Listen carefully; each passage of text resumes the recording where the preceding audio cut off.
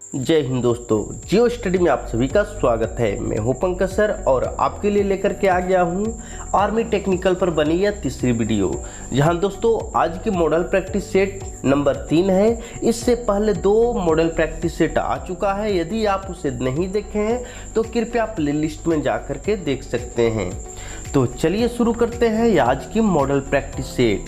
आज के model practice set की पहली क्वेश्चन यानी भाग 1 समान अध्ययन से 5 प्रश्न पूछे जाते हैं, जिसका पहला प्रश्न आपके सामने आ चुका है। क्या बोला जाता है कि भारत के मुख्य न्यायाधीश की नियुक्ति कौन करता है। ठीक है, 4 ऑप्शन है, राष्ट्रपति, उपराष्ट्रपति, प्रधानमंत्री या लोकसभा अध्यक्ष। ठीक है, जो सही उत्तर है आप पहले अपने कॉपी पर लिख लें, उसके बाद मैं बताऊंगा वो आप मिलाते चलेंगे। अंत में आपको क्या करना है, जितना आपका सही हो रहा है वो हमें कमेंट करके बता देना है। आज की टारगेट पॉइंट है 35 क्वेश्चन की। यदि आप 35 प्रश्नों का सही उत्तर देते हैं तो आप सेफ जोन में है, यानी आपकी तैयारी अच्छी है। यदि आप 35 क्वेश्चन से नीचे दे पाते हैं सही आंसर तो थोड़ी सी आपको मेहनत बढ़ाने की ज़रूरत है। तो चलिए आज की पहली प्रश्न का आंसर आपको बतलाते हैं। भारत के मुख्य न्यायाधीश की नियुक्ति जो करते हैं वो है भारत के राष्ट्रपति, यानी राष्ट्रपति के द्वारा मुख्य न्यायाधीश की नियुक्ति की जाती है। ठीक है, अगले प्रश्न की तरफ बढ़ते हैं। आज की दूसरी नंबर प्रश्न ध्यान से देखिएगा। इस प्रश्न में बोला गया है कि भारत के प्रथम नोबेल पुरस्कार प्राप्तकर्ता का नाम क्या है। ठीक है, 4 ऑप्शन है, सही उत्तर आपको अपना कॉपी में लिख लीजिए, ऑप्शन को टिक आउट कर लीजिए। उसके बाद मैं आपको जो आंसर बताऊंगा उससे आपको मिलाते चले जाना है। ठीक है, तो इसका सही आंसर होगा ऑप्शन सी, रविंद्रनाथ टैगोर। ठीक है, अगले क्वेश्चन की तरफ बढ़ते हैं। आज की तीसरी नंबर प्रश्न, इस प्रश्न में क्या बोला जा रहा है ध्यान से देखिएगा। कहता है कि विश्व उपभोक्ता दिवस कब मनाया जाता है। 14 जनवरी, 14 फरवरी, 14 मार्च या 14 अप्रैल। ठीक है, 4 ऑप्शन है, सही उत्तर आपको होगा ऑप्शन सी, 14 मार्च। ठीक है, अगले प्रश्न की तरफ बढ़ते हैं। आज की चौथी नंबर प्रश्न देखिएगा। इस प्रश्न में बोला जा रहा है कि गीता रहस्य पुस्तक का लेखक कौन है। ठीक है, कालिदास, बंकिम चंद्र चटर्जी, बाल गंगाधर तिलक, दयानंद सरस्वती। तो सही उत्तर होगा ऑप्शन सी, बाल गंगाधर तिलक। ठीक है, अगले क्वेश्चन की तरफ बढ़ते हैं। आज की 5वीं नंबर प्रश्न, इसमें बोला जा रहा है इंडोनेशिया की मुद्रा क्या है। रुपया, डॉलर, पाउंड या मकाऊ। ठीक है, तो इसका सही उत्तर होगा ऑप्शन ए, रुपया। ठीक है, इंडोनेशिया की मुद्रा रुपया है। अगले प्रश्न की तरफ बढ़ते हैं। आज की 6ठी नंबर प्रश्न यानी कि भाग 2 में हम लोग आ चुके हैं और भाग 2 में भौतिक विज्ञान से प्रश्न पूछे जाते हैं, यानी कि भौतिक विज्ञान का 15 प्रश्न आपको पूछे जाएंगे। ठीक है, देखिएगा इसमें कहा गया है कि एक्सरे यानी एक्सरे किरण जो होते हैं वो पार नहीं कर सकती किसको, लकड़ी को, मांस को, त्वचा को या मानव अस्थि को। ठीक है, तो इसका सही उत्तर होगा ऑप्शन डी, मानव अस्थि को पार नहीं करता है। ठीक है, अगले प्रश्न की तरफ बढ़ते हैं। आज की 7वीं नंबर प्रश्न, इस प्रश्न में बोला जा रहा है कि परमाणु बम की खोज किसने की। 4 ऑप्शन है, सही उत्तर क्या होगा आपने अपने कॉपी में लगा लिया होगा क्या, तो सही उत्तर होगा ऑप्शन ए, ऑटो हन। ठीक है, अगले क्वेश्चन की तरफ बढ़ते हैं। आज की 8वीं नंबर प्रश्न देखिएगा ध्यान से। इस प्रश्न में क्या बोला जा रहा है, कहा जाता है कि एक स्वच्छ जल वाले तालाब की आभासी गहराई वास्तविक गहराई से कम दिखाई देती है, इसका कारण क्या है। अपवर्तन, परावर्तन या जल की पारदर्शिता या विसरण। ठीक है, 4 ऑप्शन है, आपको सही उत्तर क्या होगा, तो सही उत्तर होगा ऑप्शन ए, अपवर्तन। ठीक है, अपवर्तन के कारण वास्तविक गहराई से कम दिखाई देता है। ठीक है, अगले क्वेश्चन की तरफ बढ़ते हैं। 9वीं नंबर प्रश्न, बहुत ही बढ़िया ढंग से आज की जो है सेशन होने वाली है। आपको ध्यानपूर्वक इसे सेट को कवर करना है। थोड़ी सी टाइम लग सकती है क्योंकि इसमें न्यूमेरिकल और मैथ जो है बहुत बढ़िया दिया हुआ है। देखिएगा एक आदमी 10 मीटर से अधिक दूरी की वस्तुओं को स्पष्ट नहीं देख पाता है तो वह किस दृष्टि दोष से पीड़ित है। ठीक है, 4 ऑप्शन है, सही उत्तर आप लगा लीजिए। तो सही उत्तर आपने लगा लिया होगा, कौन सा? तो सही उत्तर होगा ऑप्शन बी, मायोपिया। ठीक है, अगले प्रश्न की तरफ बढ़ते हैं। देखिएगा 10 नंबर प्रश्न आ चुका है। क्या बोला जा रहा है इस प्रश्न में कि प्रकाश का रंग निश्चित किया जाता है उसके किस पर? वेग पर, आयाम पर, तरंगदैर्घ्य पर या आवृत्ति पे। ठीक है, तो सही उत्तर होगा ऑप्शन सी, तरंगदैर्घ्य पे। ठीक है, तरंगदैर्घ्य पे किसी वस्तु का रंग को निश्चित किया जाता है या प्रकाश का रंग को निश्चित किया जाता है। ठीक है, अगले क्वेश्चन की तरफ बढ़ते हैं। आज की 11 नंबर प्रश्न, इस प्रश्न में बोला जाता है कि शक्ति का सही विमीय सूत्र बताना है, यानी कि बीमा बताना है। 4 ऑप्शन है, सही उत्तर आपका क्या होगा? तो इसका सही उत्तर होगा ऑप्शन डी। ठीक है, यदि आपको निकालने आता है तो ठीक है, यदि नहीं निकालने आता है तो आप हमें कमेंट कर सकते हैं। बीमा पे आपको एक वीडियो बना दूंगा जिससे आपको बीमा निकालने में आसान होगा। ठीक है, अगले क्वेश्चन की तरफ बढ़ते हैं। आज की 12 नंबर प्रश्न, इस प्रश्न में देखिएगा न्यूमेरिकल की प्रश्न है। कहा जाता है एक मनुष्य का तापमान 104 डिग्री फ़ारेनहाइट है तो इसका तापमान सेल्सियस पैमाने पर क्या होगा। ठीक है, ये पहली न्यूमेरिकल आ गया है और इसे आपको बना लेना है। ठीक है, यदि बनाने आता है तो अच्छी बात है, नहीं बनाने आता है तो आपको थोड़ा सा हेल्प कर देते हैं। क्या करना है, एक फार्मूला याद रखना है। क्या? C/5 बराबर F माइनस 32/9। ये फार्मूला आपको याद रखना है टेम्परेचर को बदलने के लिए, यानी कि यदि सी देखिएगा यहाँ फ़ारेनहाइट में आया है, कभी सेल्सियस में आएगा, चाहे सेल्सियस में आए या फ़ारेनहाइट में आए, आपको दोनों चेंज हो जाएगा इसी फार्मूला से। ठीक है, क्या करना है इसमें? तो देखिएगा फ़ारेनहाइट का वैल्यू दिया हुआ है 104, यानी एफ जहाँ पे है उसके जगह पर 104 डिग्री मान पुट कर दीजिए। जहाँ यहाँ पे 104 डिग्री मान यदि पुट करते हैं तो अब क्या हो गया, 104 माइनस 32 कर लेना है। अगला स्टेप क्या हो गया, देखिएगा C/5 है तो लिख लेते हैं C/5 और क्या हो गया, बराबर। ठीक है, घटाएंगे 104 माइनस क्या कर लेंगे, 104 माइनस 32 कर लीजिएगा, कितना आएगा, 72 आ जाएगा। ठीक है, इतना कर लिए, बटा 9 हो गया। अब देखिएगा कटता है तो काट लेंगे, कितना मरतबे कट रहा है, 8 मरतबे। अब देखिएगा क्रॉस मल्टीप्लाई कर लेते हैं तो यहाँ पे तो कुछ नहीं बचा, तो C = क्या हो गया, 8×5 40, यानी कौन सा ऑप्शन सही हो रहा है, ऑप्शन सी बिल्कुल सही हो रहा है। ठीक है, बस आपको फॉर्मूला याद रखना है, C/5 बराबर F माइनस 32/9। ठीक है, अगले क्वेश्चन की तरफ बढ़ते हैं। आज की जो है 13 नंबर प्रश्न है, ये भी एक न्यूमेरिकल की प्रश्न है, यानी कि आपको इस क्वेश्चन को भी ध्यान से देखना है। कहा जाता है एक चश्मा के लेंस की फोकस दूरी 20 सेंटीमीटर है, इसकी क्षमता क्या होगी। क्षमता को आपको निकालना है, क्षमता को डायोप्टर से नापते हैं, यानी डी का मान निकाल देना है। तो D बराबर फॉर्मूला आपका होता है 1/F। ठीक है, यदि याद है तो आपसे बन जाएगा, नहीं याद है तो नहीं बन पाएगा। ठीक है, अब यहाँ पे क्या करना है, देखिएगा 1/F तो लिख लिए, अब 1 तो हो गया, बटा F का वैल्यू दिए हुए कितना, 20 सेंटीमीटर, लिख लेते हैं 20 सेंटीमीटर। ठीक है, अब यहाँ पर ध्यान देने वाली बात है कि यह सेंटीमीटर में होता है। ठीक है, सेंटीमीटर में दिए हुए हैं, लेकिन डायोप्टर जो होता है मीटर में होता है, अतः इसे मीटर में बदलना होगा, यानी 20 को मीटर में यदि बदलते हैं तो 100 से भाग लगाना होगा। तो इसे देखिएगा, इसे यदि 100 से भाग करते हैं तो 100 कहाँ चला जाएगा, ऊपर चला जाएगा, यानी कि 100 यहाँ आ जाएगा। अब इसे काट लीजिए, कितना मरतबे कट रहा है, तो 5 मरतबे कट रहा है ना, 20×5 = 100। अब आपको देखिएगा प्लस में आया, माइनस में आया, तो प्लस में आया, कितना, तो 5 आया, अर्थात आपका ऑप्शन कौन सा सही है, 5 डायोप्टर यानी C। ठीक है, समझ में आ गया होगा, आशा करते हैं। चलिए अगले क्वेश्चन की तरफ बढ़ते हैं। आज की 14 नंबर प्रश्न, इस प्रश्न में भी न्यूमेरिकल है, ध्यान से देखेंगे। क्या बोला जाता है कि 15 ओम, 20 ओम और 30 ओम के प्रतिरोध समानांतर क्रम में जुटे हुए हैं। बस इससे आपको करना है कि समानांतर क्रम में है या श्रेणी क्रम में है। ठीक है, तो यहाँ पे समानांतर क्रम दिए हुए हैं, इसका समतुल प्रतिरोध आपको निकाल लेना है।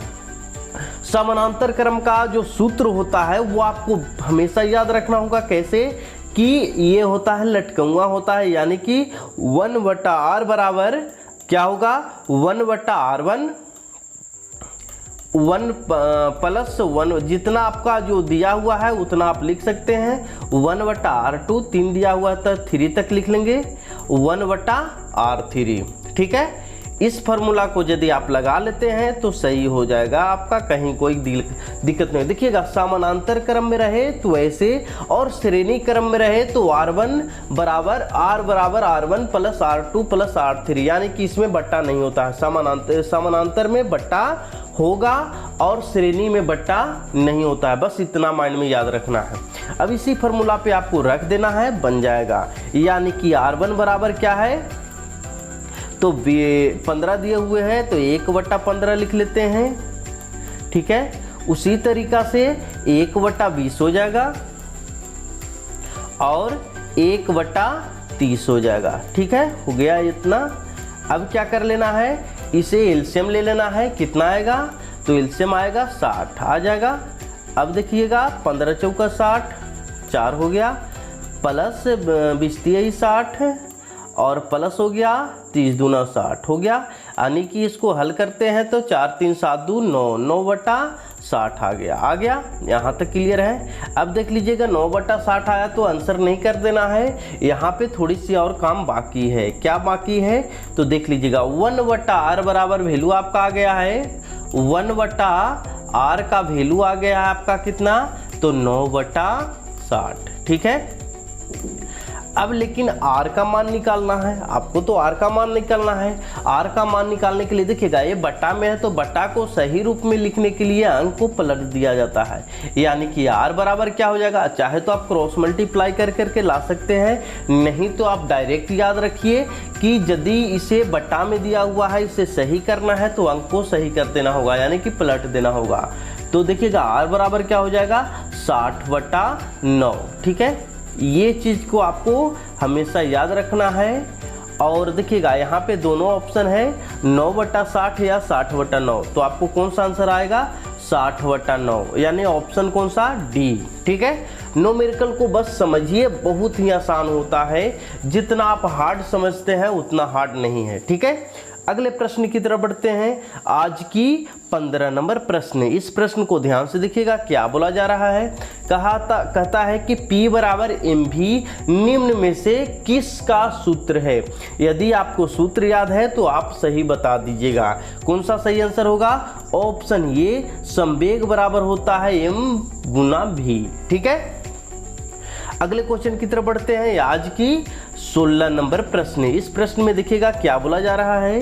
कहता है ये भी एक न्यूमेरिकल का प्रश्न है, यानी कि 100 वाट का बल्ब है, 20 घंटे जलने में विद्युत ऊर्जा कितना खर्च होगा। वो भी किस में निकालना है तो किलोवाट यूनिट में निकालना है। ठीक है, किलोवाट घंटा, किलोवाट यूनिट है ना, किलोवाट घंटा किलोवाट यूनिट। ठीक है, अब देखिएगा ऐसे प्रश्न यदि आ जाए तो बस इससे क्या कर देना है, गुना कर देना है। यानी कि 100 वाट की बल्ब है और 20 घंटे तक जलते हैं।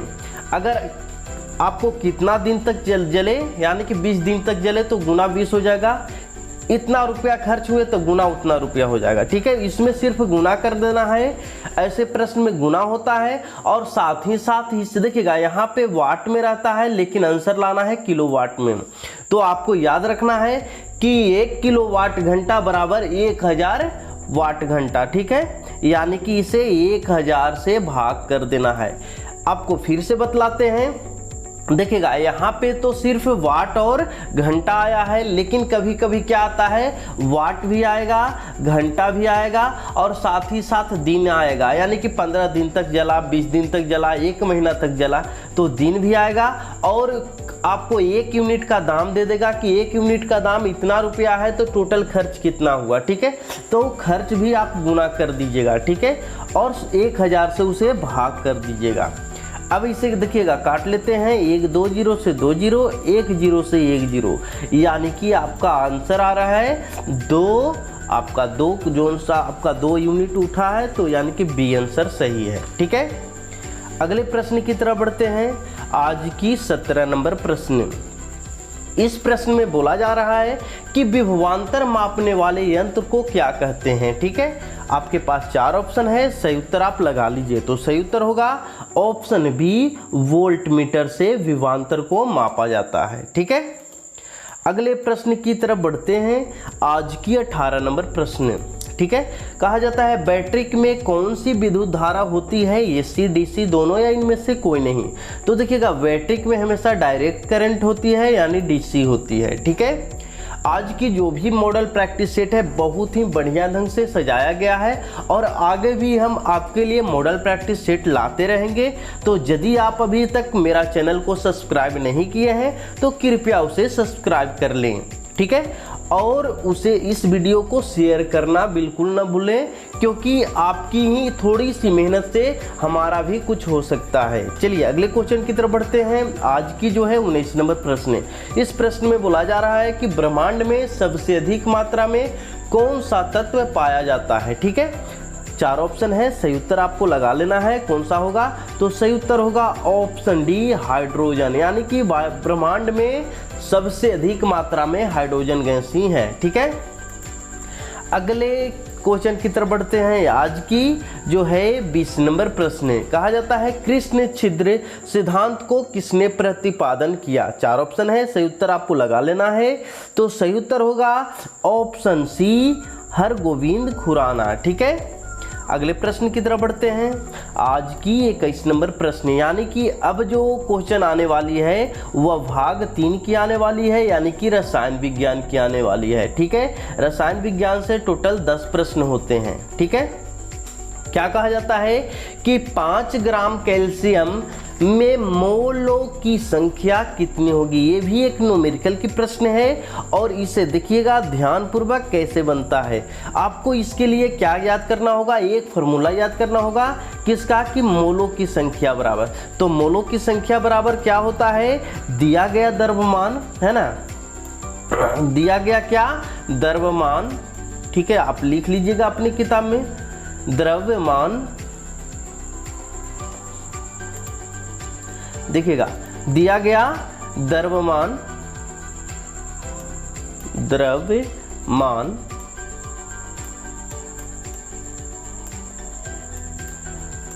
और बटा में कर देना है परमाणु द्रव्यमान। ठीक है, परमाणु द्रव्यमान, ये फॉर्मूला होता है। समझ गए क्या, किसका फॉर्मूला होता है, मोलों की संख्या बराबर क्या, दिया गया द्रव्यमान बटा परमाणु द्रव्यमान। यानी कि परमाणु द्रव्यमान निकालेंगे किसका, तो यहाँ पे देखिएगा कैल्शियम आया है, तो कैल्शियम को आपको एटॉमिक मास जानना होगा, परमाणु द्रव्यमान जानना होगा। तो कैल्शियम की परमाणु संख्या 20 होती है और मैक्सिमम क्वेश्चन में परमाणु संख्या का दुगना परमाणु भार होता है, यानी कि इसका परमाणु भार कितना हो गया, 40 हो गया। और देखिएगा द्रव्यमान संख्या दिया हुआ है कितना, 5 ग्राम। तो कर लेते हैं 5 ग्राम दिया हुआ है और बटा परमाणु द्रव्यमान, परमाणु द्रव्यमान कितना हो जाएगा, 40 हो जाएगा। काट लीजिएगा, 8 पंजा 40 यानी 8 मरतबे कट गया, बराबर कितना हो गया, 1/8। अब इसे भाग लगा लेंगे और भाग लगा करके आंसर पकड़ लीजिएगा। कौन सा होगा, तो ऑप्शन सी बिल्कुल सही हो रहा है, 0.12 मोल। अगले प्रश्न की तरफ बढ़ते हैं। आज की 22 नंबर प्रश्न। इस प्रश्न में भी न्यूमेरिकल की क्वेश्चन आई है, यानी कहा जाता है कि किसी तत्व की द्रव्यमान संख्या 23 और उसके नाभिक में न्यूट्रॉनों की संख्या 12 है, तो परमाणु संख्या निकाल देना है। ठीक है, परमाणु संख्या का सूत्र होता है, आपको याद है तो अच्छी बात है, नहीं याद है तो बतला देते हैं कि परमाणु संख्या का जो सूत्र होता है वह होता है द्रव्यमान संख्या गुणे न्यूट्रॉन की संख्या। बस इतना याद रखना है कि द्रव्यमान संख्या जो कि दिया हुआ है कितना, द्रव्यमान संख्या और माइनस कर देना है किसको, न्यूट्रॉन की संख्या। यानी 23 माइनस कर दीजिएगा 12, आपको उत्तर प्राप्त हो जाएगा। करिएगा कितना रहा है, 11। ठीक है, यानी कि ऑप्शन कौन सा सही हो रहा है आपका, डी। ठीक है, समझ में आ गया आपको। चलिए अगले प्रश्न की तरफ बढ़ते हैं।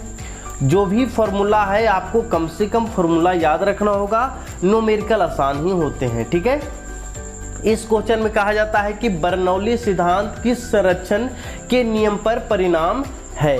कोणीय संवेग, द्रव्यमान ऊर्जा या संवेग। ठीक है, 4 ऑप्शन है, सही उत्तर आपको लगा लेना है। तो इसका सही उत्तर होगा ऑप्शन सी ऊर्जा। ठीक है, अगले प्रश्न की तरफ बढ़ते हैं। आज की 24 नंबर प्रश्न आ चुके हैं, देखिएगा ध्यान से। कहा जाता है पृथ्वी पर पाए जाने वाला दुर्लभ तत्व है। ठीक है, 4 ऑप्शन आपके सामने दिख रहा होगा, तो सही उत्तर आपको लगा लेना है। कौन सा होगा? ऑप्शन ए सही इसका उत्तर है। क्या होगा? फ्रांसियम। ठीक है, चलिए अगले प्रश्न की तरफ बढ़ते हैं। आज की 25 नंबर प्रश्न, क्या कहा जाता है कि सिरका का रासायनिक नाम क्या है? ठीक है, आप जानते हैं तो अच्छी बात है, साइट्रिक एसिड, एसिटिक एसिड या मलिक एसिड या इनमें से कोई नहीं। ठीक है, तो 4 ऑप्शन है, सही उत्तर आपको लगा लेना है। कौन सा होगा? तो सही उत्तर होगा ऑप्शन बी, एसिटिक एसिड होता है सिरका में। अगले प्रश्न की तरफ बढ़ रहे हैं, यानी 26 नंबर प्रश्न। क्या बोला जा रहा है कि निम्नलिखित में कौन प्रबल क्षार है? 4 ऑप्शन है, सही उत्तर आपको चुन लेना है। कौन सा होगा? तो इसका सही उत्तर होगा ऑप्शन सी, पोटेशियम हाइड्रोक्साइड। ठीक है, अगले प्रश्न की तरफ बढ़ते हैं। आज की 27 नंबर प्रश्न, कहा जा रहा है कौन सा फास्फोरस वातावरण में जल उठता है, ऑटोमेटिक जल जाता है? पीला फास्फोरस, लाल फास्फोरस, काला फास्फोरस या इनमें से कोई नहीं। तो ऑप्शन कौन सा सही होगा? ऑप्शन ये, पीला फास्फोरस को ही श्वेत फास्फोरस कहा जाता है, याद रखना है ये भी। अगले क्वेश्चन की तरफ बढ़ते हैं। आज की 28 नंबर प्रश्न, पारे का प्रमुख अयस्क कौन सा है? 4 ऑप्शन है, सही उत्तर होगा ऑप्शन ए, सिनेवार। ठीक है, अगले प्रश्न की तरफ बढ़ रहे हैं। 29 नंबर प्रश्न, इस प्रश्न में बोला गया है कि लोहे की जंग खाली स्थान होती है, यानी कि लोहे की जंग लगना जो है कौन सी प्रक्रिया है? भौतिक प्रक्रिया या रासायनिक प्रक्रिया या मिश्रण या प्रतिवर्ती प्रक्रिया? तो इसका सही उत्तर होगा ऑप्शन बी, क्योंकि रासायनिक प्रक्रिया वैसे प्रक्रिया को कहते हैं जो एक बार बनने के बाद दोबारा वह पुनः उसी रूप में नहीं आ सकता। यानी कि एक बार लोहे में जंग लग जाए तो पुराना यानी कि नया लोहा नहीं बन सकता। ठीक है, तो रासायनिक प्रक्रिया हो गया। अगले क्वेश्चन की तरफ बढ़ते हैं। आज की 30 नंबर प्रश्न, यानी कि रसायन का आखिरी प्रश्न होगा। नीलाथोथा का रासायनिक सूत्र क्या है? यदि आपको पता है तो आप लगा लीजिएगा, नहीं पता है तो गलत हो जाएगा, क्योंकि बहुत ही बारीकी का ऑप्शन दिया हुआ रहता है एग्जाम में, तो इसे चूज कर लीजिए। कौन सा होगा? ऑप्शन ए, नीलाथोथा बराबर होता है CuSO4 × 5H2O। ठीक है, अगले प्रश्न की तरफ बढ़ते हैं। आज की जो है भाग 4, अब जो क्वेश्चन आएंगे वह गणित के होंगे, मैथ के होंगे। इसमें बोला जा रहा है कि 360 डिग्री के कोणों को कहते हैं शून्य कोण, समकोण, सरल कोण या संपूर्ण कोण? तो इसका सही उत्तर होगा ऑप्शन डी, संपूर्ण कोण कहा जाता है। ठीक है, अगले क्वेश्चन की तरफ बढ़ते हैं। आज की 32 नंबर प्रश्न, इस प्रश्न में बोला जा रहा है क्या कि एक संगीत विद्यालय में कुल छात्रों का 70% लड़के हैं। याद ध्यान रखिएगा, 70% लड़के दिया हुआ है और लड़कियों की संख्या दिया हुआ है 255। देखिए, मैथ बहुत ही आसान शब्दों में आपको बतलाएंगे, बस समझने की कोशिश करें। और ऐसे भी मेरा ही चैनल पर बहुत सारा मैथ अपलोड किया हुआ है, यदि आपको मैथ में प्रॉब्लम होती है तो आप वहाँ से जा कर के देख सकते हैं। ठीक है, तो देखिएगा टोटल, देखिएगा जैसे ही 2 या 3 या 4 पक्ष आ जाए तो परसेंटेज वैल्यू जो होता है टोटल वो 100% होता है। बस इतना माइंड में रखना है कि टोटल परसेंटेज जो कितना होता है 100 होता है, और 100 में लड़का 70 है तो लड़की कितना बच गया? 30 बच गया। यानी कि 255 दिया हुआ है वह कितना परसेंट का वैल्यू दिया हुआ है? तो वह 30% का वैल्यू दिया हुआ है। यहाँ तक क्लियर हो गए? ये 30% का वैल्यू है, और जो निकालना रहेगा उसे हमेशा गुना में लिखिएगा। यानी क्या निकालना है कि लड़कों की संख्या, देखिएगा कभी कभी कह देता है टोटल संख्या कितना होगा, तो टोटल कहता तो 100 का वैल्यू निकालते, लेकिन सिर्फ लड़कों की संख्या निकालना है, यानी कि किसका वैल्यू निकालना है? 70% की। तो क्या कर दीजिए? गुना 70 कर लीजिए, क्योंकि जो भी निकालना रहता है उसे गुना में लिखते हैं। अब इसे काट लेना है 1 0 से 1 0, और इसे काट लीजिए 38 24, 1 बच गया, और 5 15, कितना मरतबे कट गया? 85 मरतबे कट गया। ठीक है, अब क्या कर लेंगे? 85 गुना 7 कर लीजिए, कितना आएगा? तो आएगा 595, यानी कि ऑप्शन कौन सा सटीक है? ऑप्शन सी बिल्कुल सही है। ठीक है, कहीं कोई डाउट आपको नहीं होना चाहिए। चलिए अगले क्वेश्चन की तरफ बढ़ते हैं। आज की जो है 33 नंबर प्रश्न के ऊपर हम लोग आ चुके हैं, ध्यान से इसे देखना है। कहा जाता है कि दो संख्याओं के व्युत्क्रम का योग दिया हुआ है 7/24। यदि पहली संख्या 6 हो तो दूसरी संख्या निकालना है। देखिएगा यहाँ पर ना पहली संख्या तो दिया हुआ है, दूसरी संख्या नहीं दिया हुआ है। तो मान लेते हैं कि दूसरी संख्या इक्वल टू क्या हो गया? x हो गया। अब देखिएगा व्युत्क्रम मतलब उल्टा होता है, यानी कि पहली संख्या तो आपको पता है, इसका व्युत्क्रम करेंगे तो क्या हो जाएगा? 1/6, और दूसरी संख्या को मान लिए हैं x, यानी कि इसका व्युत्क्रम करेंगे तो 1/x हो जाएगा।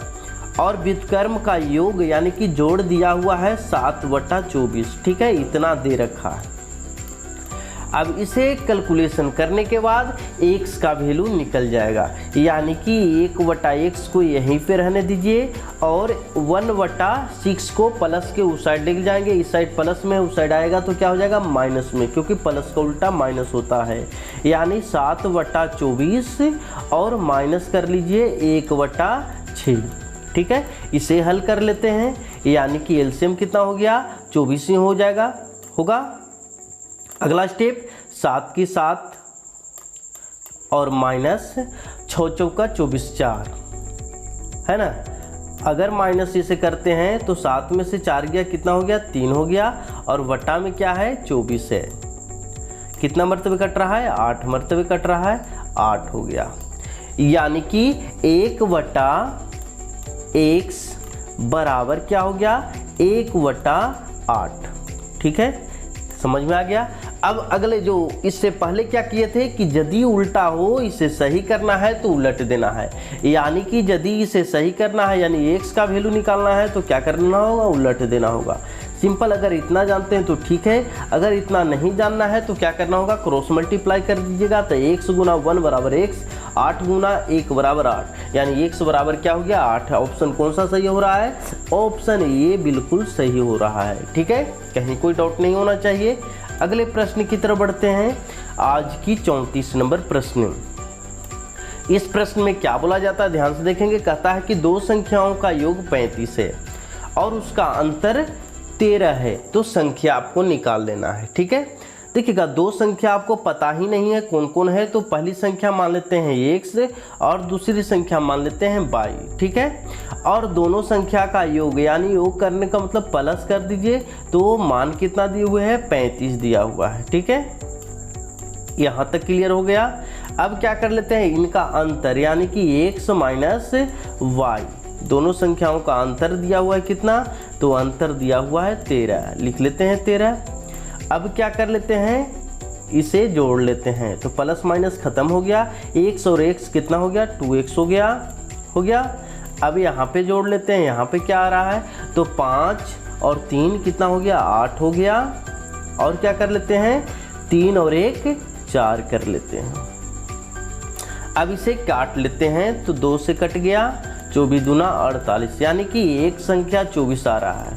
एक संख्या 24 आ रहा है, तो दूसरी संख्या, अब देखिएगा दोनों संख्या का योग 35 है, जिसमें एक संख्या 24 है, तो दूसरी संख्या क्या हो जाएगा? सिंपल सी घटा लीजिए। दोनों संख्याओं का योग 35 है, जिसमें एक संख्या 24 है, घटा लेते हैं, दूसरी संख्या क्या बच रहा है? 11। यानी एक संख्या आ रहा है 24 और दूसरी संख्या आ रहा है 11। कौन सा ऑप्शन सही हो रहा है? ऑप्शन सी बिल्कुल सही हो रहा है। ठीक है, अगले क्वेश्चन की तरफ बढ़ते हैं। आज की 35 नंबर प्रश्न, ध्यान से देखिएगा। इस प्रश्न में क्या बोला जा रहा है? कहता है कि रूट 10 और रूट 15 का बराबर मान क्या होगा। देखिएगा ये दोनों में रूट है, तो सबसे पहले क्या करना है? इसे 1 पे रूट कर देना, क्योंकि 2 पर रूट है उससे कोई फायदा नहीं, उसे 1 पर ही, क्योंकि बीच में गुना है। गुना कर लेते हैं, तो यदि गुना कर लेते हैं इसे, तो क्या हो जाएगा? 150 हो जाएगा गुना करने के बाद। अब सिंपल सा इसे क्या करना है? फैक्टर कर लेना है। फैक्टर इस तरीका से कर लेना है, भागा लगा करके यानी कि कितना मरतबे लग रहा है, 5 मरतबे लग रहा है। 5 मरतबे लगा लीजिए, 5 तिया 15, कितना हो गया, 30 हो गया। फिर लगाते हैं, कितना मरतबे लग रहा है, 5 मरतबे ही लग रहा है, यानी 6 5 30। अब देखिएगा 6 तो लग रहा है, 3 दूना 6 है ना, तो 3 और 2 आ रहा है, यानी कि इसे लगाने से कोई फ़ायदा है नहीं। देखिएगा जो 2 आता है वो 1 बाहर हो जाता है, क्योंकि वर्गमूल में क्या होता है, 2 में 1 बाहर निकल जाता है। तो यहाँ पे 2 5 है, 1 5 बाहर निकल जाएगा, और बाकी 6 तो सिंगल है, इसलिए 6 रूट के अंदर ही रह जाएगा। क्या आंसर आपका बन गया, 5√6। कौन सा आंसर है, ऑप्शन ये बिल्कुल सही है, 5√6। ठीक है, अगले प्रश्न की तरफ बढ़ते हैं। आज की 36 नंबर प्रश्न। इस प्रश्न में क्या बोला जा रहा है कि 4 अंकों की छोटी से छोटी संख्या कौन सी है जो पूर्ण वर्ग हो, है ना। पूर्ण वर्ग आपको खोजना है, 4 अंकों की छोटी संख्या होनी चाहिए। ठीक है, तो ध्यान से देखिएगा कैसे बनेगा इसको। देखिएगा 4 अंकों की जो सबसे छोटी संख्या होती है वह 1000 होती है कि नहीं। 1000 हो गया 4 अंकों की सबसे छोटी संख्या। अब इसे क्या कर लेना है, वर्गमूल निकाल लेना है। इस तरीक़ा से क्या कर लेते हैं, जोड़ा लगा लिए। अब कितना मरतबे लगेगा, 3 से लगेगा, 3 तिहाई का 9। इस तरीक़ा से वर्गमूल निकाल लेना है। 9 हो गया, यहाँ पे कितना बच गया, 1 बचा, ऊपर से उतर गया दोनों, यानी यहाँ पे 6। अब देखिएगा 1 मरतबे लगाएंगे तो नहीं कट रहा है, कह रहा है कि पूर्ण वर्ग का मतलब कि कट जाना।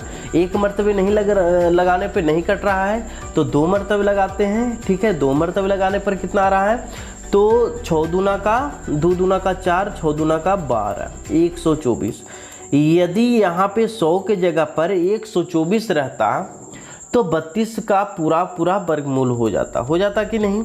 लेकिन कितना कम है, तो घटा करके देख लीजिए, 24 कम है। कितना कम है, 24 कम है। यदि 24 और रहता, 124 रहता, तो सीधा ये कट जाता, यानी कि 4 अंकों की वह छोटी से छोटी संख्या क्या हो रही है, ये आपका इसमें 24 यदि ऐड कर देते हैं तो एक छोटी संख्या है जो कि 4 अंकों की है और पूर्णतः विभाजित है, यानी पूर्ण वर्ग है। ठीक है, इस तरीका से आपको बना लेना है, यानी 1024। कौन सा ऑप्शन सही हो रहा है, ऑप्शन बी बिल्कुल सही हो रहा है। ठीक है, अगले प्रश्न की तरफ बढ़ते हैं। आज की 37 नंबर प्रश्न। ध्यान से देखिएगा, इस प्रश्न में क्या बोला जा रहा है, कहता है एक गोले का क्षेत्रफल निकालें जिसका व्यास दिया हुआ है 14 सेंटीमीटर। ठीक है, अब इसमें आपको क्या याद रखना होगा, गोला का क्षेत्रफल का फॉर्मूला क्या होता है, गोला का क्षेत्रफल का फॉर्मूला होता है π/4 होता है, 4πr²।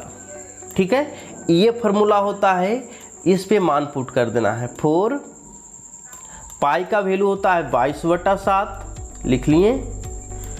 और क्या करना है, गुना। देखिएगा ये जो है सेंटीमीटर में है और व्यास है, तो व्यास के आधे भाग को त्रिज्या कहते हैं, यानी 14 व्यास है तो 7 क्या हो गया, त्रिज्या हो गया इसका। ठीक है, ये हो गया, 7 का स्क्वायर कर दिए, 7 गुना 7। अब देखिएगा 1 7 से 1 7 कट गया, बाकी गुना कर लीजिए, 22 गुना 4 गुना 7। आपको आंसर कौन सा आएगा, ऑप्शन आएगा डी। ठीक है, अगले प्रश्न की तरफ बढ़ते हैं। आज की 38 नंबर प्रश्न। इस प्रश्न में क्या बोला जा रहा है, कहता है एक वृत्ताकार वाक की त्रिज्या 28 मीटर है, वाक का परिधि निकालिए। यहाँ भी आपको सूत्र की जरूरत पड़ेगी। परिधि बराबर क्या होता है, 2πr। ठीक है, वृत्त का परिधि आपका होता है 2πr। ठीक है, 2 पाई का वैल्यू 22/7 लिख दिए। और क्या कर लेना है, त्रिज्या दिए हुए 28, तो 28 यहाँ पे कर लीजिए। कटता है तो काट लेंगे, सचौक 28, यानी गुना करना होगा, 22 गुना 44, 44 गुना 4, तो 44 गुना 4 कर लीजिएगा, कितना आ जाएगा, आ जाएगा 176, यानी कि ऑप्शन कौन सा, ऑप्शन बी आ रहा है। ठीक है, सही है, समझ में आ रहा है आपको। चलिए अगले क्वेश्चन की तरफ बढ़ते हैं। यहाँ पे देखिएगा 39 नंबर प्रश्न आपके बोर्ड पे आ चुका है। कहा जाता है एक व्यापारी ने 20 दर्जन अंडे 720 रुपया में खरीदे, हर अंडे को कितने कीमत पर बेचे कि उसे 20% का लाभ हो। ठीक है, यहाँ पर देख लीजिए कहा जाता है कि 20% का लाभ होना चाहिए। खरीदा कितना में है, ये 720 रुपया में। तो सबसे पहले 20% लाभ निकाल लेते हैं। 720 रुपया में यदि खरीदा गया है तो ये क्रयमूल्य है। क्रयमूल्य कितना परसेंट होता है, तो क्रयमूल्य 100% होता है। ठीक है, और हमें चाहिए 120% लाभ। 100 पर खरीदे हैं, 120 पर हमको बेचना है, यानी कि 20% का लाभ लेना है। सबसे पहले इतना का वैल्यू निकाल लेना होगा। तो काट लीजिए, 2 जीरो से 1 जीरो यहाँ कट गया, 1 जीरो यहाँ, यानी कि 72 गुना 12 आपको कर लेना है। 72 गुना 12 जैसे ही आप कीजिएगा कितना आएगा आपका, कर लीजिए 72 गुना 12 कीजिएगा तो आएगा 864। अब देख लीजिए 720 रुपया में खरीद करके लाया है और बेचना है उसको कितना में, 864 रुपया में।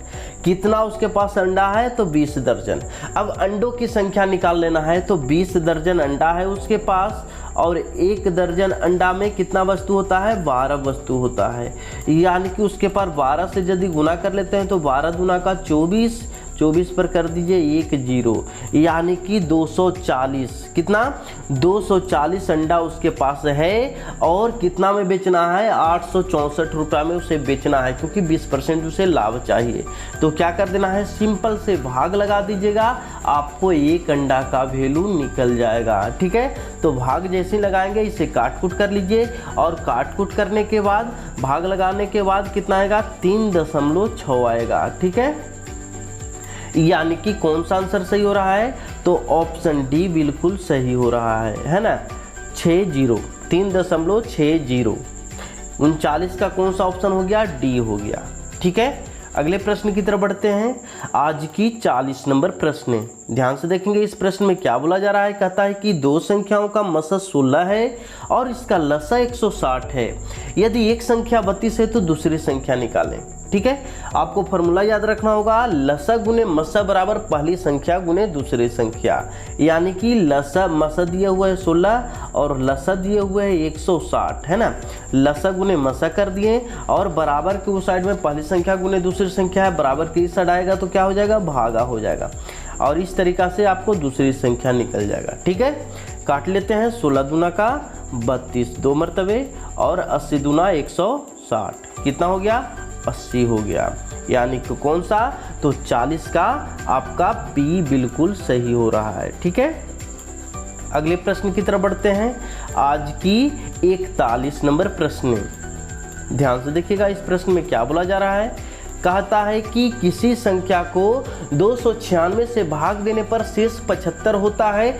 यदि उसी संख्या को 37 से भाग दे तो शेष क्या होगा। ठीक है, ऐसे क्वेश्चन आए तो इसका कोई रोल नहीं है, इसको ज्यों का त्यों छोड़ देना है। देखिएगा 75 संख्या है, और 75 यानी शेष को कितना से भाग दिया जाता है, तो 75 को भाग दिया जाता है 37 से।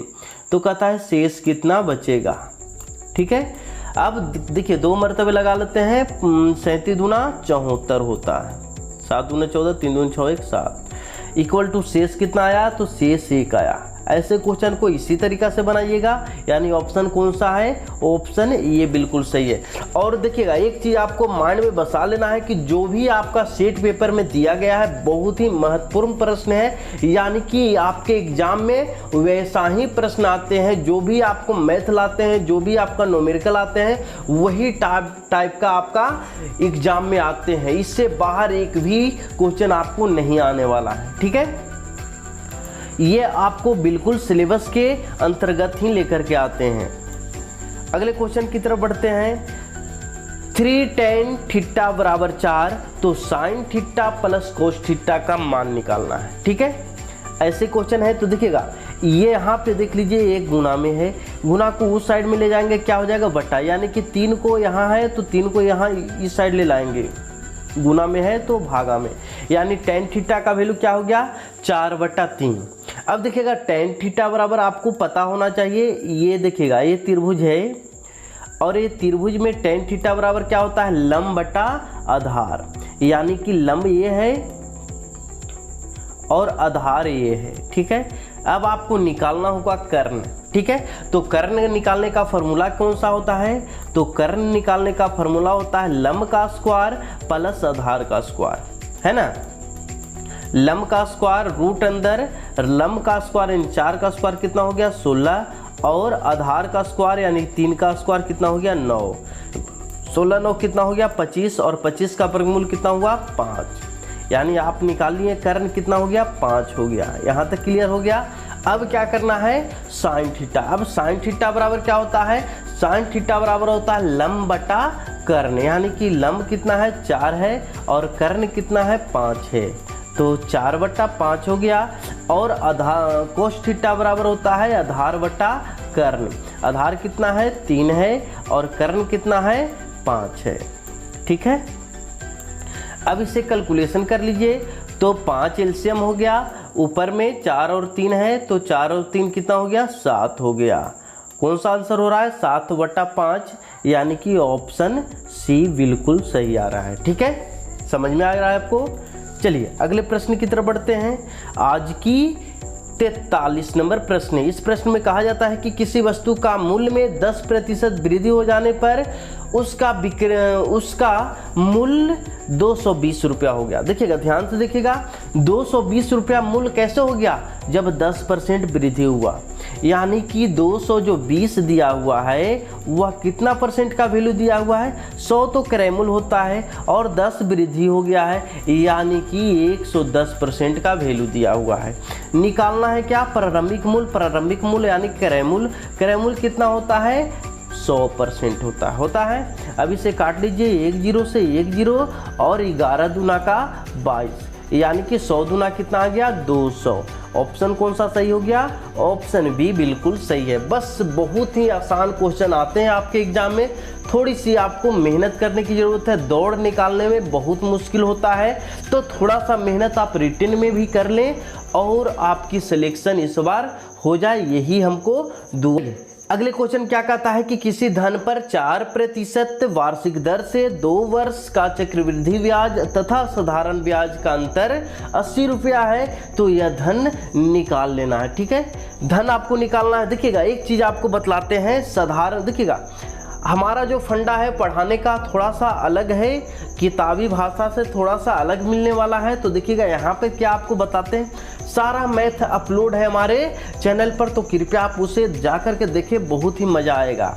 क्या बोला जा रहा है कि देखिएगा 4% दर दिया हुआ है और 2 वर्ष का समय है।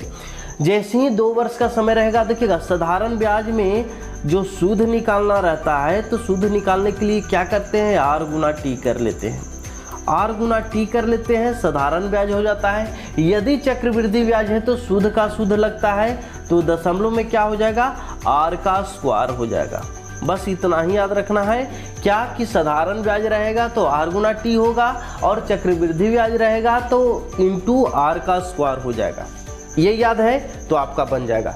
देखिएगा, चक्रवृद्धि ब्याज बड़ा होता है, साधारण ब्याज छोटा होता है, तो पहले चक्रवृद्धि ब्याज लिखते हैं। चक्रवृद्धि ब्याज बराबर क्या होता है CI, चक्रवृद्धि ब्याज, तो CI माइनस SI, SI मतलब साधारण ब्याज, सिंपल इंटरेस्ट। ठीक है, अब देखिएगा 4 दूना का 8 चक्रवृद्धि ब्याज लिख रहे हैं, आर गुना टी कर लिए और फिर आर का स्क्वायर करना है, तो आर कितना है 4 है, तो 4 का स्क्वायर 4 चौका 16, यानी कि 8.616% सूद बढ़ा चक्रवृद्धि ब्याज में। लेकिन साधारण ब्याज में कितना बढ़ा, तो साधारण ब्याज निकालने के लिए आर गुना टी ही करते हैं। ठीक है, तो आर गुना टी करेंगे तो 4 दूना 8 हो गया, यानी 8% आपका बढ़ रहा है सूद साधारण ब्याज में और 8.16 बढ़ रहा है चक्रवृद्धि ब्याज में। दोनों का अंतर दिया हुआ है, दोनों का अंतर कितना रुपया का है, 80 रुपया का है, यानी कि अब इसे सोल्व कर लेते हैं। घटा लेंगे कितना आएगा 0.16, है ना, इतना परसेंट का वैल्यू आपको 0.16% का वैल्यू दिया हुआ है 80। ठीक है, 80 दिया हुआ है। आपको निकालना है धन यानी कि मूलधन। मूलधन कितना परसेंट होता है 100%। जो निकालना रहे वो कहाँ लिखाता है, गुना में लिखाता है, आपको पता है। और जो दिया हुआ मान वो कहाँ लिखाता है, नीचे लिखाता है। अब इसे सिंपल सा हल कर लेते हैं। दशमलव यदि हटाते हैं तो k0 ऊपर पड़ेगा, 2 अंक है तो 2 0 ऊपर में पड़ जाएगा। ठीक है, अब देखिएगा 16 × 5 = 80, 5 मरतबे कट गया। यानी अब गुना कर लीजिए तो 5 पर 2 जीरो यहाँ, 2 जीरो यहाँ, यानी 5 पर कितना जीरो, 4 जीरो, तो 2 जीरो 2 जीरो 4 जीरो। कौन सा ऑप्शन बन रहा है आपका सही? ऑप्शन डी बिल्कुल सही है। ठीक है, समझ में आया होगा आपको। चलिए अगले क्वेश्चन की तरफ बढ़ते हैं। आज की 45 नंबर क्वेश्चन, यानी कि मैथ की आखिरी क्वेश्चन है, ध्यान से देखिएगा। कहा जाता है 5 6 2 5 का वर्गमूल निकालें। देखिएगा, वर्गमूल निकालना हो तो बहुत ही आसान तरीका बताते हैं। क्या करना है, वर्गमूल पे आपको कल या परसों वीडियो अपलोड हो जाएगा, आप उसे देख सकते हैं। कहा जाता है, देखिएगा, ये इसका वर्गमूल निकालना है, तो वर्गमूल निकालना है। देखिएगा 25 का वर्गमूल कितना होता है, 5 होता है, हो गया। बाकी का यानी कि देख लीजिए किसका वर्गमूल के करीब है, तो 6 का वर्गमूल 36, 7 का वर्गमूल 7 7 49 और 8 का 8 8 64। ज़्यादा हो रहा है, ज़्यादा नहीं करना है, कम रहे तो चलेगा। तो 7 का 49 हो रहा है, 8 का 64 हो रहा है, 8 का 64 हो रहा है, ज़्यादा हो रहा है, 7 का 49 हो रहा है, ठीक है। यानी कितना का वर्गमूल है, 75 का वर्गमूल है। ऑप्शन कौन सा, ऑप्शन बी बिल्कुल सही है। ठीक है, आपको शॉर्ट तरीका बतलाएंगे वीडियो में वर्गमूल निकालने के लिए, तो कृपया आप हमारे चैनल पे बने रहें और देखते रहें। वर्गमूल का जो है वीडियो जल्द ही अपलोड होने वाला है। अगले क्वेश्चन की तरफ बढ़ते हैं। भाग 5 यानी तर्क शक्ति रीजनिंग का प्रश्न है। रीजनिंग का प्रश्न 5 प्रश्न पूछे जाते हैं, चलिए देखते हैं। आज की जो है इस प्रश्न में क्या बोला जा रहा है, ध्यान से देखिएगा। कहता है कि 6 12 21 खाली स्थान 48, खाली स्थान को पूर्ति करना है। ठीक है, खाली स्थान को पूर्ति करना है। देखिएगा अंतर कितना का हो रहा है, यहाँ से यहाँ 6 का अंतर है, और यहाँ से यहाँ देख लीजिए 12 और 21 कितना बढ़ा, तो 9 बढ़ गया। अब यहाँ पे कल्पना कीजिए कि यहाँ से यहाँ बढ़ रहा है कितना, 6 6 से 9 3 बढ़ रहा है, 9 3 क्या हो जाएगा, 12 हो जाएगा, और 12 3 क्या हो जाएगा, 15 हो जाएगा। यही सीरीज इसका जा रहा है ना, यानी कि ये जगह पे आपको खाली स्थान है, ये जगह पे आपको भरना है इस जगह पे।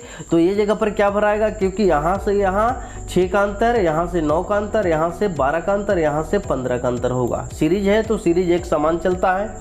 तो 21 + 12 कर लीजिए। 21 + 12 कीजिएगा, क्या आ जाएगा, क्योंकि 12 आपको ऐड करना है, तो 21 + 12 कर लीजिए। 21 + 12 कितना हो जाए, तो 21 + 12 33 हो जाएगा। ऑप्शन ये बिल्कुल सही है। ठीक है, अगले प्रश्न की तरफ बढ़ते हैं। आज की 47 नंबर प्रश्न है, ध्यान से देखिएगा। इस प्रश्न में क्या बोला जाता है, यह एक डायरेक्शन का क्वेश्चन है। एक आदमी पश्चिम की ओर मुंह किए हुए है घड़ी की चाल की दिशा में। देखिएगा ऐसा आ जाए, डिग्री वाला आ जाए, तो सबसे पहले आपको इस तरीका से बना लेना है। डिग्री वाला क्वेश्चन के लिए ऐसे बना लेना है। अब देखिएगा यहाँ से यहाँ देखिएगा 90 degree 90 degree 90 degree 90 degree 360 degree total हो गया। अब देखिए क्या कहता है कि वह उसका मुंह पश्चिम की ओर है। पश्चिम किस तरह होता है, इस तरफ होता है। ठीक है, तो पश्चिम की ओर मुंह उसका है, कितना डिग्री आगे चलता है, 45 डिग्री। अब देखिएगा यहाँ से यहाँ तक 90 डिग्री है, तो 45 डिग्री ही चला, यानी कि यह बीच वाला भाग पे आया, यहाँ पे आ गया है। ठीक है, ये हाँ यहाँ से चल के घड़ी की दिशा में, घड़ी क्लॉकवाइज घूमती है, क्लॉकवाइज 45 डिग्री चल गया। उसके बाद कहता है कि उसी दिशा में 180 डिग्री और चले, यानी 180 डिग्री और चलना है उसी दिशा में। तो यहाँ से चलते गया चलते गया चलते गया, आ गया यहाँ, क्योंकि एक सामने सामना 180 डिग्री होता है ना। यहाँ से यहाँ 180 डिग्री हो गया, अभी यहाँ आ गया है। ठीक है, अब क्या करता है कि तब वह घड़ी की चाल के विपरीत, अब जो चलेगा वो घड़ी की चाल की कैसे चलेगा, विपरीत चलेगा। कितना चलना है, 270 चलना है। 270 चला लीजिए, 45 90 45 90 है ना, 9 दूना 18, यानी कि और चलेगा 45, यानी कि वह आ जाएगा कहाँ, यहाँ। यहाँ से देख लीजिए, जोड़ लीजिए, 45 हो गया, ये क्या हो गया, 90 हो गया, और यहाँ क्या हो गया, 90 हो गया। अब कितना कम रहा है, 45 कम रहा है, तो 45 इन्हें हो गया, आधा पे आ जाएगा। यानी कि वह इंसान यहाँ पे है। इस एरिया को क्या कहते हैं, तो देखिएगा ऊपर में उत्तर होता है, नीचे में दक्षिण होता है। तो ये हो गया दक्षिण और ये हो गया पश्चिम। तो आपका इसका बीच में है, तो दक्षिण पश्चिम। तो दक्षिण पश्चिम कौन सा ऑप्शन है, ऑप्शन डी है। तो ऑप्शन डी बिल्कुल सही होगा। ठीक है, अगले प्रश्न की तरफ बढ़ते हैं। आज की 48 नंबर प्रश्न, ठीक है। इस प्रश्न में क्या बोला जा रहा है, देखिएगा ध्यान से। कहता है एक व्यक्ति की ओर, यानी कि यह जो क्वेश्चन है ब्लड रिलेशन का है। इसमें कहा जाता है कि एक व्यक्ति है, देखिएगा एक व्यक्ति यहाँ पे बना लेते हैं, यह एक व्यक्ति है, ठीक है। एक व्यक्ति की ओर संकेत करते हुए एक आदमी ने कहा, एक आदमी अलग एक आदमी है, ये आदमी बोल रहा है इस व्यक्ति के बारे में। क्या बोल रहा है, किससे बोल रहा है, तो एक महिला से, यानी कि एक महिला भी है, एक महिला भी है, ये महिला हो गया, ठीक है। एक आदमी एक महिला से बोल रहा है, किसके तरफ इशारा करते हुए, एक व्यक्ति की तरफ इशारा करते हुए। क्या बोला कि उसकी जो माँ है, किसकी, व्यक्ति की, व्यक्ति उसकी जो माँ है, इसकी जो माँ हुआ, माँ एक पीढ़ी ऊपर होता है, इसकी जो माँ है माइनस है, वो तुम्हारे पिता की इकलौती बेटी है। यानी कि तुम्हारे पिता, अब तुम्हारे पिता का एक ही गो बेटी हो, एक लड़की के पिता का एक ही गो बेटी है, यानी कि खुद होगा, इकलौती का मतलब खुद होता है। इस लड़की के पिता का इकलौती बेटी जो है इसकी माँ है, ये पुरुष का माँ है। समझ में आ गया बात को, यानी ये पुरुष कहाँ है, ये महिला हो गई, ठीक है, ये पुरुष का माँ है, यानी कि ये जो महिला जो है यहाँ है। अब कहता है कि बताइए कि उस औरत का उस व्यक्ति से क्या संबंध है। अब ये महिला जो यहाँ है, तो ये दोनों में क्या संबंध है, माँ बेटी का संबंध है। तो माँ बेटी का संबंध है, ऑप्शन कौन सा सही आ रहा है, ऑप्शन बी बिल्कुल सही आ रहा है, माता, ठीक है। अगले क्वेश्चन की तरफ बढ़ते हैं, यानी कि आज को 49 नंबर प्रश्न है। इस प्रश्न में बोला जाता है ई का वैल्यू दिया हुआ है, पेन का वैल्यू दिया हुआ है, ई डबल जी का वैल्यू निकालना है। अब देखिएगा ये अल्फ़ाबेट, यदि ए से जेड तक आपको अल्फ़ाबेट का नंबर याद है तो आप बना लीजिएगा, क्योंकि पी का वैल्यू कितना होता है, पी होता है 16 प्लस ई का वैल्यू होता है 5। ABCD में ई काउंट कीजिएगा 5 नंबर पे आएगा और एन आएगा 14 नंबर पे, ठीक है। और इस तरीका से जोड़ रहे हैं तो कितना आ जा रहा है, 35 आ रहा है 35। तो 35 इस तरीके से आ गया, तो आपको भी क्या कर लेना है, जोड़ लेना है। यानी कि ई का वैल्यू होता है 5 और जी का वैल्यू होता है ABCDEFG 7, ठीक है। तो 7 प्लस 7, 7 दूना 14, 14 और 5 कितना हो गया, 19 हो रहा है। यानी कौन सा ऑप्शन सही हो रहा है, ऑप्शन डी बिल्कुल सही हो रहा है, ठीक है। अल्फ़ाबेट से था, अल्फ़ाबेट निकाल लिए। अगले क्वेश्चन की तरफ बढ़ते हैं, आज की 50 नंबर क्वेश्चन। इस क्वेश्चन में कहा जाता है भिन्न को छाटे, 4 ऑप्शन दिया हुआ है, एक छाट लेना है। तो सही आंसर कौन सा होगा, ऑप्शन बी बिल्कुल सही है, क्योंकि कांस मतलब कांसा, पित्तल और इस्पात जो है वह मिश्र धातु है, लेकिन टीन एक धातु है, ठीक है। तो 3 एक समान था, एक भिन्न है, भिन्न को छाटना था, ठीक है। आज की वीडियो आपको कैसी लगी आप हमें ज़रूर बताएंगे, और आपकी जो है 35 क्रॉस किया या नहीं क्रॉस किया उसे भी आप हमें कमेंट बॉक्स में ज़रूर बताएंगे। और आपके लिए बहुत मेहनत से वीडियो बनाते हैं, तो कृपया आप वीडियो को शेयर ज़रूर कर दें, और अगले वीडियो में बहुत बढ़िया सिलेबस के साथ आपका वीडियो लेकर के आएंगे। तो तब तक हमें इजाज़त दीजिए, अगले वीडियो में